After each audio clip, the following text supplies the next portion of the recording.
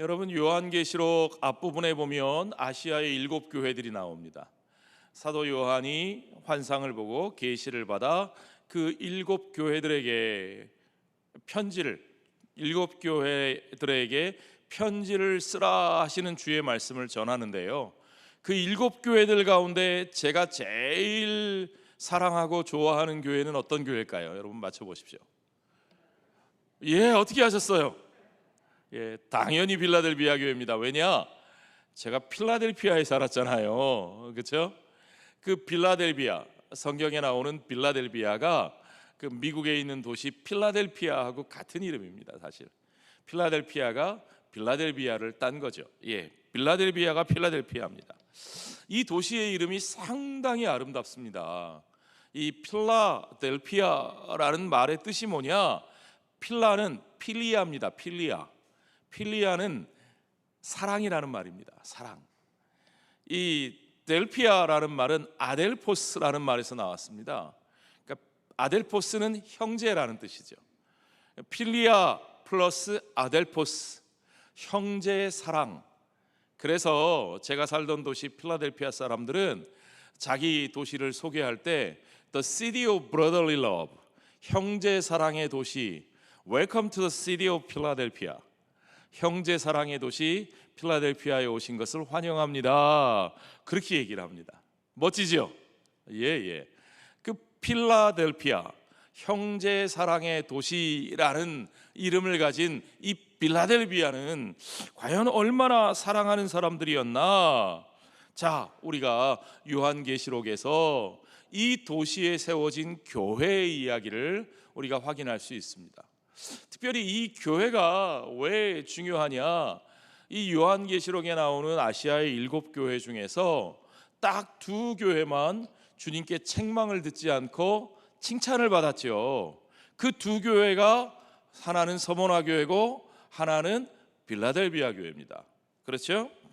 이 빌라델비아 교회는 어떤 교회냐? 우리가 주께서 그 앞에 열린 문을 두었다라고 8절에서 말씀하셨던 그런 교회입니다. 열린 문을 두셨다. 자, 이 교회는 주님이 열린 문을 두셨대요. 문이 열려 있다는 것은 기회가 열려 있다는 뜻입니다. 여러분, 기회가 열렸다고 해서 모두가 다 그 기회를 바르게 사용하는 건 아닙니다. 그렇죠? 여러분의 인생을 가만히 돌아보세요. 여러분의 인생에 기회가 없었나? 제가 이런 말씀 드리면 또 어떤 분은 내가 그때 그 남자랑 결혼을 했어야 되는 건데 뭐 그런 생각만 떠올리시고 막 옆에 계신 남편을 막 미워하고 그러시면 안 돼요. 어쨌든 간에 가만히 돌아보면 누구에게나 기회는 있었습니다. 그렇죠? 그런데 누구나 그 기회를 다 효과적으로 사용하는 건 아니에요. 이 빌라델비아 교회에 주님이 문을 열어주셨습니다. 열린 문을 열어두셨습니다. 그런데 이 교회는요, 그 열린 교회에 합당하게 응답함으로써 주님의 칭찬을 받는, 열린 기회에 열린 마음으로 응답한 열린 교회가 되었다는 거죠. 얼마나 멋집니까, 여러분? 그 열린 교회에 열린 마음으로 나아가서 정말 복음의 문을 활짝 열어놓은 교회가 되었다는 거, 이게 중요하죠. 자, 뭐라고 말씀하시는지 보세요. 이 교회는요, 다윗의 열쇠를 가지신 이가 그 문을 열어주셨다고 말해요. 다윗의 열쇠를 가지신 이가 누굴까요? 7절에 한번 보시죠. 빌라델비아 교회의 사자에게 편지하라. 거룩하고 진실하사 다윗의 열쇠를 가지시니 곧 열면 닫을 사람이 없고 닫으면 열 사람이 없는 그가 이르시되. 자, 여기서 다윗의 열쇠를 가지니 누구지요? 당연히 우리 주 예수 그리스도시지요. 다윗의 열쇠는요, 메시아 되신 그리스도의 권세를 의미합니다. 자, 그리스도께서 베드로에게 내가 이 반석 위에 나의 교회를 세우리라 그러면서 뭘 주셨어요? 천국의 열쇠를 내게 주노니 그러셨죠? 음부의 권세가 해하지 못하리라. 내가 땅에서 매면 하늘에서도 매이고 네가 땅에서 풀면 하늘에서도 풀릴 것이라. 그 천국의 열쇠가 누구의 손에서 나왔어요? 예수 그리스도의 손에서 나왔다는 거죠. 그러니까 그 열쇠를 가지신 분은 누구예요? 예수 그리스도시죠. 이게 중요합니다. 그것은 메시아 되신 그리스도의 권세를 의미한다고 존 스토트 목사님이 그렇게 강조했어요. 그 메시아 되신 주님이 이 권세의 열쇠를 가지고 교회 앞에 있는 문을 열기도 하시고 닫기도 하신다는 겁니다. 이게 중요한 거예요. 우리 앞에 그 문을 여시는 분도 주님이시고 닫으시는 분도 누구시라고요?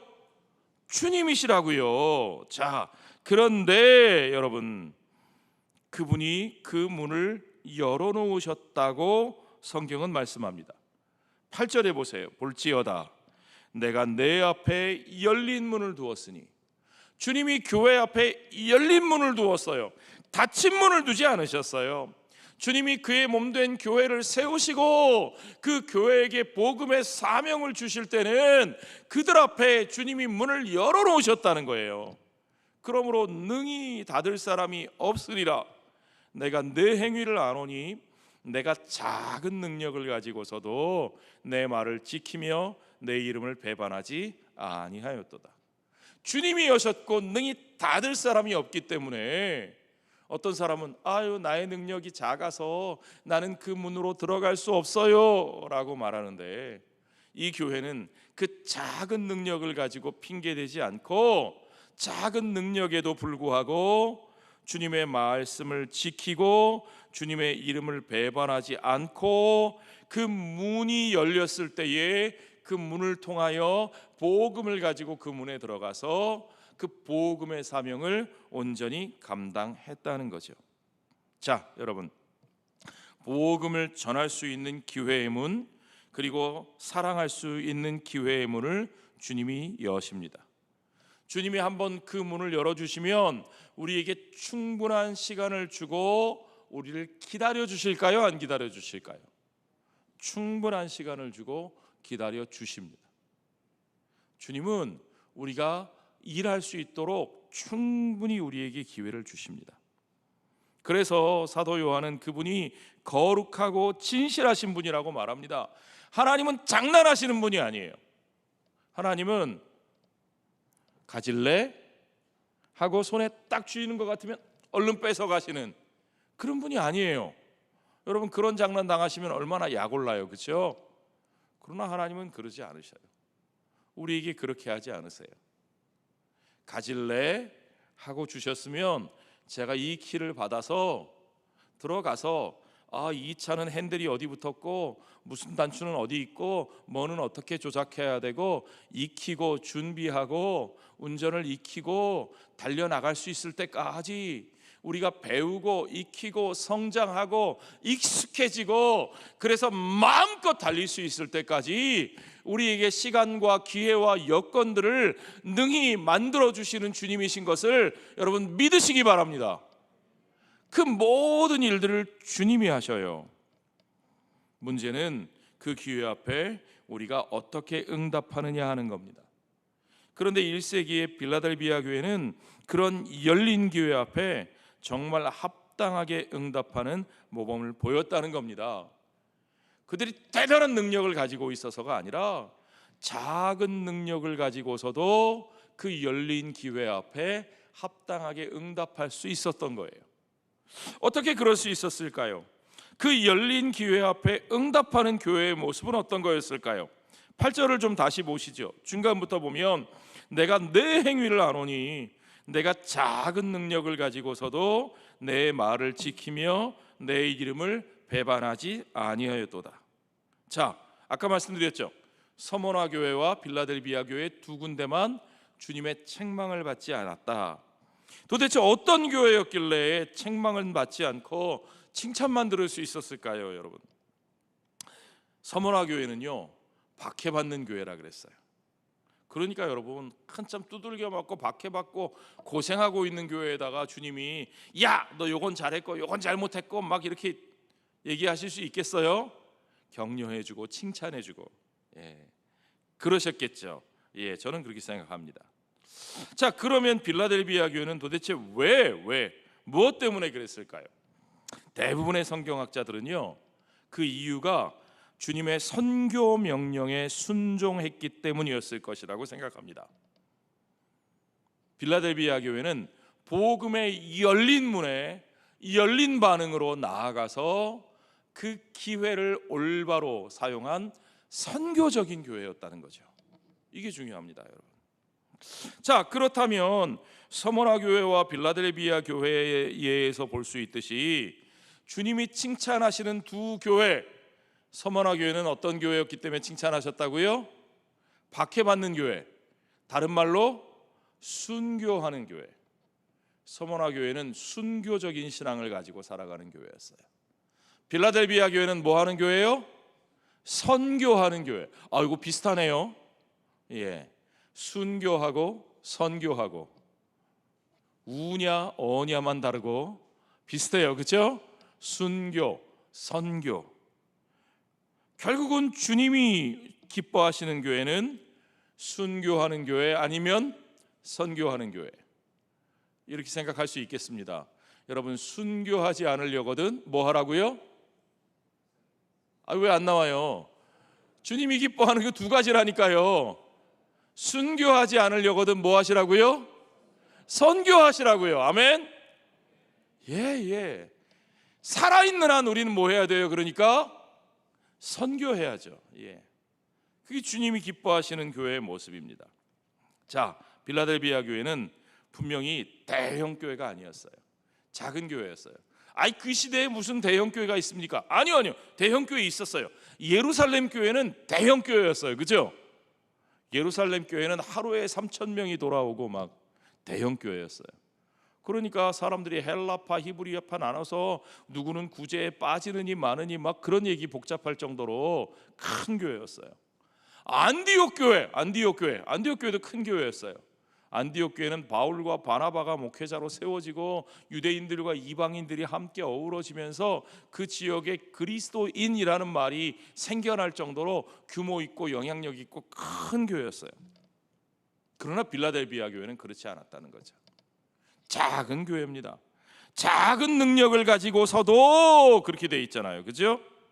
그러나 문제는 예루살렘 교회나 안디옥 교회처럼 큰 교회냐 아니면 빌라델비아 교회처럼 작은 교회냐, 그게 중요한 게 아니에요. 문제는 사이즈가 아닙니다. 문제는 해운대에 10만 명이 모였느니 15만 명이 모였느니 그게 중요한 게 아닙니다, 여러분. 그 15만 명이 모이면 한국교회의 문제가 해결되는 게 아닙니다. 자, 중요한 건 우리가 정말 주님의 선교 명령에 순종하느냐, 우리가 정말 선교적인 교회가 되느냐, 이게 중요한 거죠. 그래야 선교가 되는 거예요. 해운대 백사장에 10만 명이 모이면 선교가 되고 5만 명밖에 안 모이면 선교가 안 되는 게 아니에요, 여러분. 그거 보고 선교되는 게 아닙니다. 선교는 크기와 상관없이 우리가 정말 주님의 뜻에 순종하여서 우리 앞에 열려있는 그 기회를 정말 전도의 기회로 삼고 그 전도에 합당한 삶을 살아내느냐 하는 게 중요한 거죠. 주님의 선교 명령은 우리가 두 가지로 나누어 생각할 수 있습니다. 하나는 복음 전도의 명령이고 또 하나는 우리 삶의 실천에 대한 명령입니다. 빌라델비아 교회는요, 그 두 가지 명령에 지속적으로 순종했습니다. 자, 필라델피아, 형제 사랑의 도시, 그 형제 사랑을 강조하는 그 땅에 세워진 이 교회 그리스도인들은 유대인들이 여전히 그들에게 가하는 시련과 괴롭힘 속에서도 여전히 거기서도 말로는 유대인이라 하지만 사실은 하나님의 백성이 아닌 그런 가짜들이 그들을 괴롭혔어요. 그럼에도 불구하고 그들이 진리의 편에 서서 굳건하게 서서 주님의 말씀을 지키고 주님의 이름을 배반하지 않았다 그랬잖아요. 이 얼마나 아름다운 믿음의 교회입니까? 빌라델비아 교회를 향한 주님의 약속은요, 작게 보면 그 복음 전도에 대한 것이 있고 더 크게 보면 또 그들의 삶의 그 사랑의 모습에 대한 것이 있습니다. 그들을 괴롭히던 유대인들 가운데서 몇 사람이 결국에는 회심하고 돌아오게 하고 그들 앞에 무릎 꿇게 하시는 주님의 역사를 주님의 역사를 그들이 보게 하신다고 주님이 말씀하고 계시잖아요. 그들이 비록 작은 능력을 가지고 있지만 그들이 주님 앞에 진리의 편에 서고 그들이 주님을 배반하지 않을 때 그 진리가 반드시 승리하는 것을 그들이 경험하게 하신다는 겁니다. 주님이 그들을 지켜주신다는 겁니다. 근데 주님은 그들에게 그것보다 더 큰 약속을 들려주세요. 그게 뭐냐? 12절에 보면 하나님의 성전의 기둥이 되게 하리라, 그런 말씀을 하시잖아요. 하나님 성전의 기둥이 되게 한다는 거예요. 기둥 같은 존재로 그 도시를, 그 형제 사랑의 도시를 떠받치는 기둥 같은 존재로 그 공동체를 쓰임받게 하신다는 거예요. 주님 앞에 기둥처럼 서게 된다는 얘기예요. 자, 여러분, 11절 말씀해 보면 그 빌라델비아 교회 성도들이 그 상급을 잃지 않도록 면류관을 받도록 말씀을 굳게 붙잡고 살라고 권면하고 있습니다.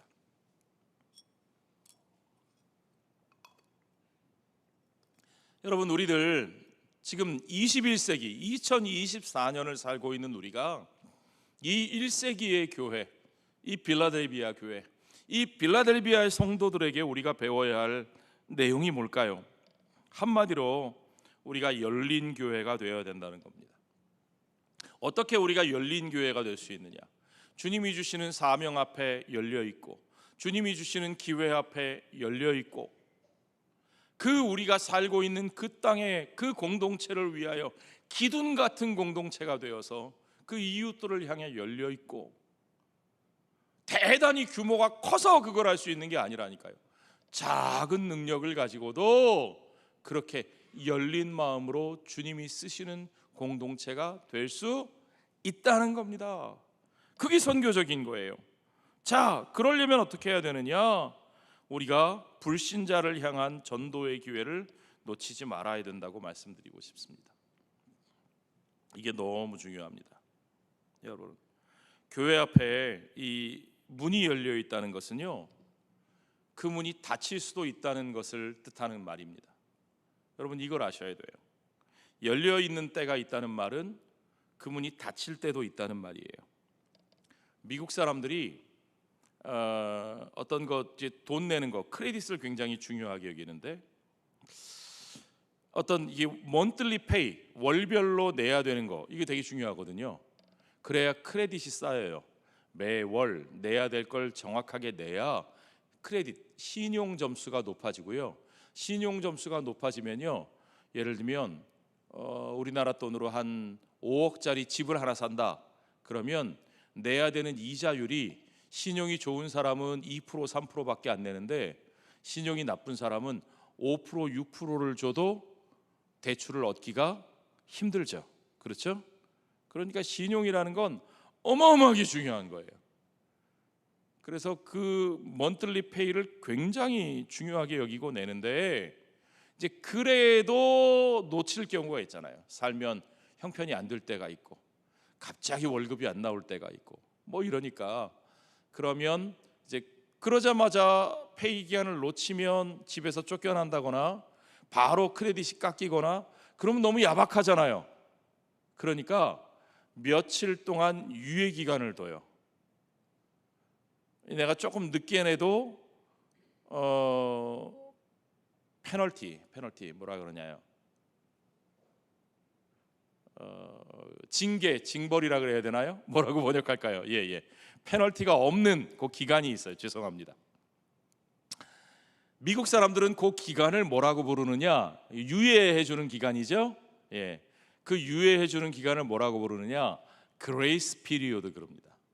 그레이스 피리오드. 그게 바로 은혜의 때라고 하는 겁니다. 지금 우리 앞에 전도의 문이 열려 있는 그레이스 피리오드입니다. 주님이 심판을 유예하시는 늦추신 기간입니다. 여러분 아시죠? 우리 주님이 다시 오십니다. 우리 주님이 다시 오실 때에 우리 주님의 하늘과 땅의 심판의 주님으로 이 땅에 오십니다. 그러나 주님은 그분의 은혜와 사랑으로 말미암아 많은 사람들이 그러죠. 다시 오신다 그런 주님이 왜 이렇게 안 오시냐? 예, 왜 이렇게 더디 오실까요? 바로 그 은혜의 시간을 우리에게 허락하고 계시기 때문입니다. 더 많은 주의 백성들이 돌아올 수 있도록, 하나님이 택한 백성들이 주님 앞으로 나아올 수 있도록 하나님께서 은혜의 시간을 주시고 그 은혜의 문을 우리에게 열어놓으셨어요. 그런데 이게 마냥 끝까지 이렇게 열려 있을까요? 그렇지 않습니다. 그 문이 닫힐 때가 있다는 거죠. 우리는 지금 이 열려진 기회를 잃지 말고 전도해야 됩니다. 어떤 사람들은요, 아유 지금 좋은 시절 다 지났어, 그렇게 말을 합니다. 가끔 어떤 선배 목사님들이 아이고 장 목사, 옛날에 우리 목회할 때가 좋았지. 그때는 말이야 깃발만 꼽으면 사람이 모였고, 그때는 말이야 어디 언덕 위에다가 텐트만 쳐도 교회 간판 붙이면 십자가 달면 사람들이 다 왔어. 그때가 좋았지, 그럽니다. 지금은 마치 전도의 문이 다 닫혀 있는 것처럼 말합니다. 그렇지 않습니다, 여러분. 전도의 문이 지금 결코 닫히지 않았습니다. 오히려 지금 모든 사람들이 다 마치 저 바다 한복판에서 무인도에 갇혀서, 물은 사방에 물이 넘쳐나지만 마실 물이 하나도 없는 것 같은 그런 상황 속에서 그들이 정말 생수의 샘물 하나를 갈급하게 기다리는, 저는 그런 시대라고 믿습니다. 그러니까요, 여러분, 이런 시대일수록 우리가 정말 생수의 샘물을 가지고 온전한 예수 그리스도의 복음을 가지고 그들에게 찾아가면 그들이 오히려 마음을 열고 주님의 몸된 공동체로 나아오는 그런 역사가 일어날 줄로 믿습니다. 그렇습니다. 여러분, 은혜의 때가 아직 끝나지 않았어요. 우리가 전도해야 할 그 기회의 시간들, 그것을 결코 내일로 미루지 마십시오, 여러분. 그리고 오늘 우리가 할 수 있는 모든 방법을 동원해서 우리가 전도하는 데 힘써야 됩니다. 윌리엄 부스 얘기를 들어보셨죠? 구세군의 창시자. 원래 윌리엄 부스는 감리교 목사였습니다. 이 윌리엄 부스가 구세군이라고 하는 셀베이션 아미, 이 세상을 구원하기 위해 영적 군사가 되어 싸우자라고 하면서 이 구세군을 세우고 도덕적 회복 운동과 이 막 도박과 알코올 중독에 빠진 밑바닥에 생활하는 사람들을 적극적으로 가서 구제하는데, 그 구세군 전도하면서 이 윌리엄 부스가 저 도박굴, 저 매춘굴, 저 빈민굴 이런 데 가면서 이분이 전도한 방법이 뭐였느냐? 탬버린 아시죠? 탬버린. 여러분이 가끔 노래방 이런 데 가시면 탬버린 잘 치시는 분 그 탬버린 들고, 이게 지금 오늘날은 우리가 찬양 인도하다가 탬버린을 쓰기도 하지만 이 시대가 여러분 19세기예요. 그렇죠? 19세기에 목회자가 탬버린을 들고 가지고 막 흔들면서 춤을 추면서 복음 전도를 합니다. 사람들을 끌어모읍니다. 이게 정상적으로 보였겠어요? 사람들이 다 한마디씩 합니다.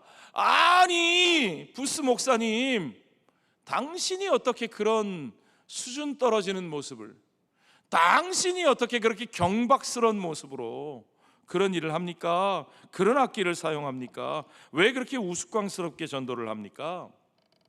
부스 목사님이 단호하게 얘기합니다. 만일 제가 한 생명이라도 구원할 수 있으면요, 저는 물구나무를 서서 두 발로 탬버린을 치라 그래도 그렇게 하겠습니다. 여러분 하시겠어요? 여러분 노방전도 하는데 나가셔서 권사님 저기 나가서 물구나무 쓰셔서 두 발로 탬버린 잡고 흔들어 보세요. 하시겠어요? 저 같으면 못할 것 같은데.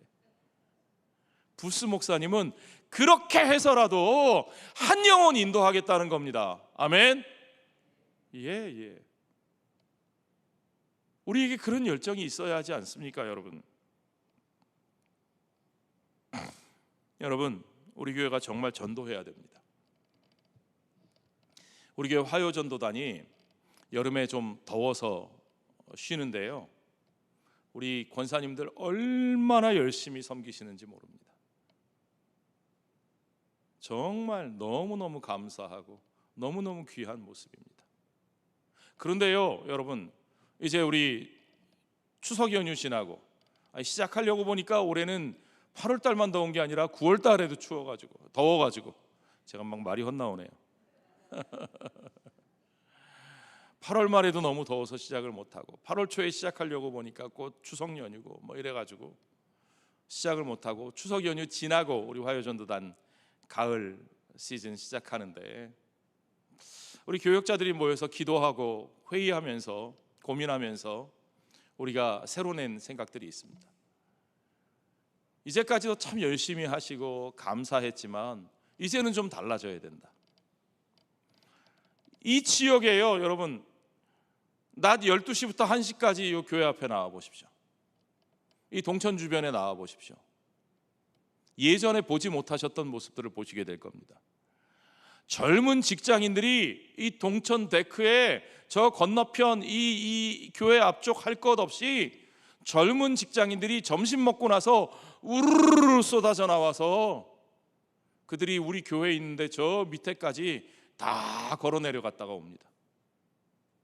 이제 날씨가 시원해지고 바람이 불면 더 많은 직장인들이 내려올 겁니다.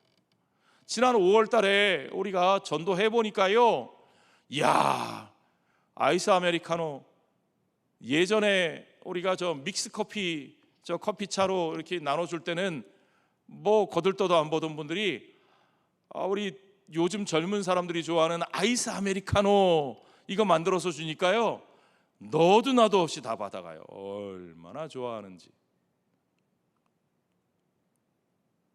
자, 보십시오. 우리가 전에 화요전도단 10시에 모여가지고 예배드리고 기도하고 11시에 나갔죠?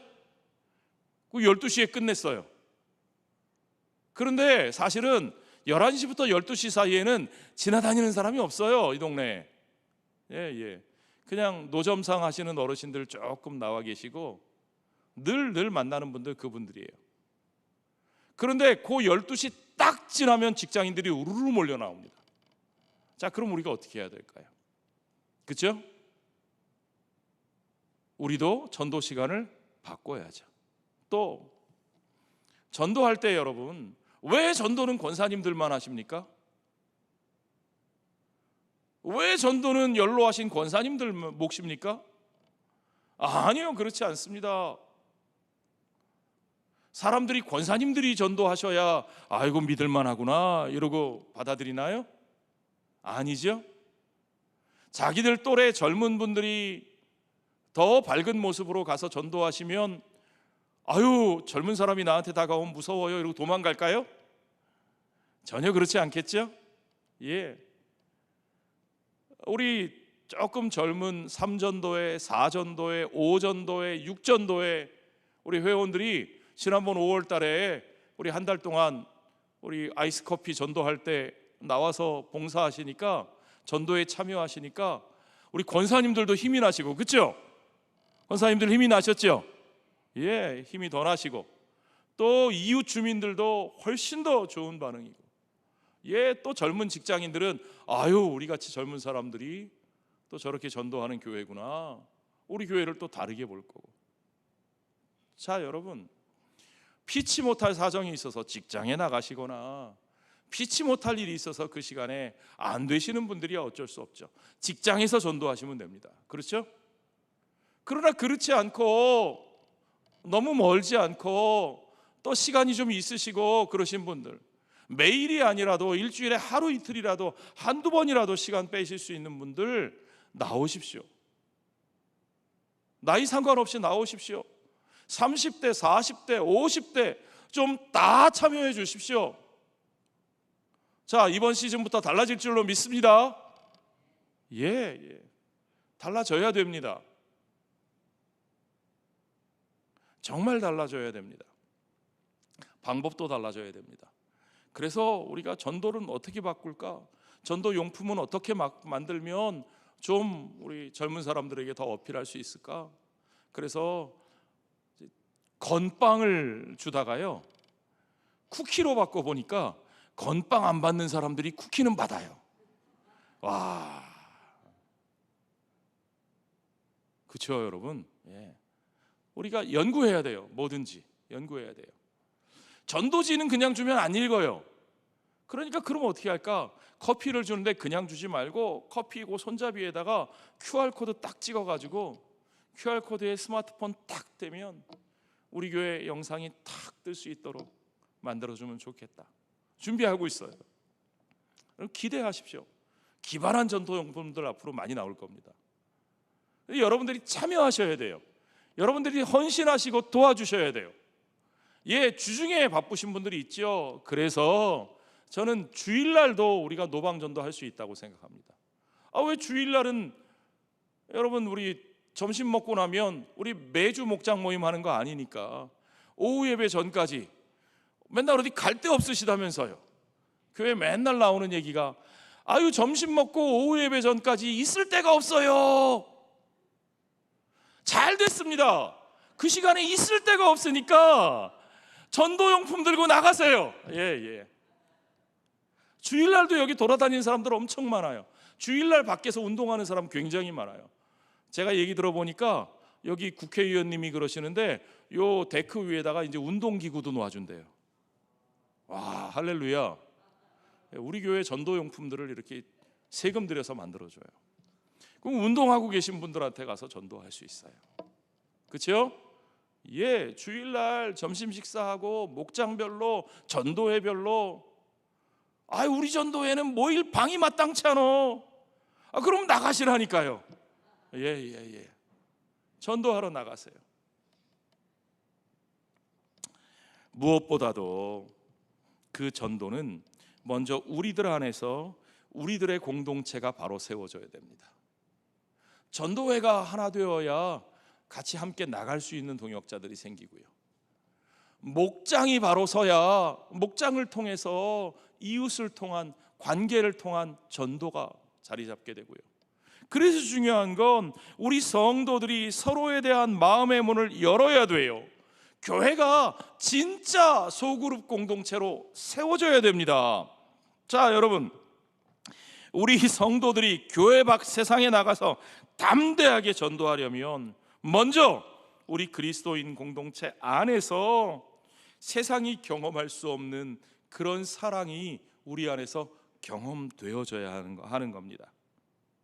빌라델비아 교회가 정말 작은 힘으로도 그 엄청난 영향력을 발휘할 수 있었던 이유가 뭐냐?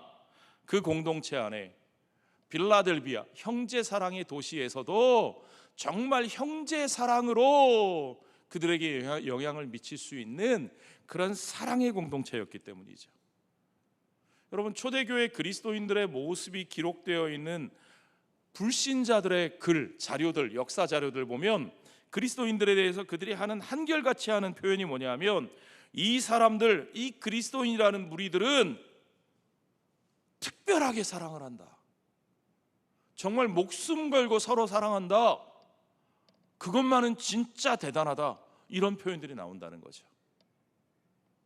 여러분, 우리가 어떻게 21세기의 교회 안에서 다시금 정말 이런 사랑의 공동체를 나누고 실천할 수 있느냐? 여러분, 소그룹에 참여하셔야 됩니다. 목장에 절대적으로 참여하셔야 됩니다. 나는 그냥 예배만 열심히 드릴래요. 아니요. 그게 온전한 예배가 아니라니까요. 여러분이 그리스도인으로서 공동체 된 삶 속에 나아가지 않으면 여러분이 정말 그리스도인으로서 사는 법을 배울 수 없다니까요. 우리 하나님은 성삼위일체 되신 하나님의 그 온전한 하나 되심, 그 사랑의 관계, 그 친밀함을 우리가 그대로 이루어 가기를 원하셔요. 그게 예수님의 소원이었다니까요. 그래서 우리는 반드시 서로 인격적으로 알고 서로의 삶을 나누고 서로를 위해 기도할 수 있는 바로 그런 곳에 속해 있어야 돼요. 내 이름 모르는 데 가서 요즘 그래서 큰 교회 가죠. 내 이름 모르는 데 가서, 나 귀찮게 안 하는 데 가서 조용히 예배드리고 별 부담 없이, 별 책임감 없이 내가 듣고 싶은 거 듣고 만족하고 싶은 거 만족하고 오면 되지. 그래서 사람들이 자꾸 큰 교회로 몰립니다. 아니요. 여러분, 그렇게 교회가 몸집만 커지면 그게 교회의 성장이냐? 절대 그렇지 않습니다. 그렇게 메가처치가 되면 소그룹이 공동체가 살아있지 않은 상태에서, 그 생명 넘치는 교제의 관계가 없는 상태에서 교회가 몸집만 커지면 마치 공룡이 몸집이 비대해져서 멸종에 이르게 된 것처럼 교회도 그렇게 되기 쉽습니다. 교회는 반드시 소그룹 공동체 안에서 정말 친밀한 관계와 삶의 나눔 속에서 그렇게 하나하나 같이 성장해져 가야, 소그룹이 성장하고 그렇게 교회가 함께 성장해 가야, 그래야 건강한 메가처치가 아니라 메타처치, 생명력이 살아있는 교회가 되는 겁니다. 여러분, 우리 교회는 그와 같이 사랑이 꽃피는 목장 공동체가 반드시 필요합니다. 그 목장 공동체가 없이 교회가 외형만 키워나가면 언제 무너질지 모르고, 그 사람들이 교회는 나올지 몰라도 그들의 삶이 변화되지 않기 때문에 결국은 세상 사람들은 교회를 향해서 자꾸 손가락질하고 결과적으로는 복음 전도의 문이 막히고 마는 거죠. 여러분, 목장에 헌신하십시오. 목장을 소중하게 여기십시오. 목장을 그냥 사람들이 괜찮으면 그냥 부담 없이 나가고, 사람들이 마음에 안 들면 그 끝까지 안 나가고 말지. 그게 아니에요.